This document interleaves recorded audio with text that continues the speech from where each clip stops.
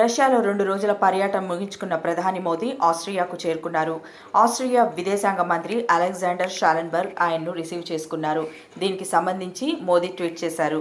ఇప్పుడు వియన్నాలో ల్యాండ్ అయ్యాను. ఆస్ట్రేలియాలో చేపడుతున్న ఈ పర్యటన చాలా ప్రత్యేకమైనది. ఇరు దేశాల ఉమ్మడి విలువలతో అనుసంధానమై ఉన్నాయి. ఇక్కడి భారత ప్రజలు ఛాన్సలర్ను కలిసేందుకు ఆసక్తిగా ఉన్నా అని పేర్కొన్నారు.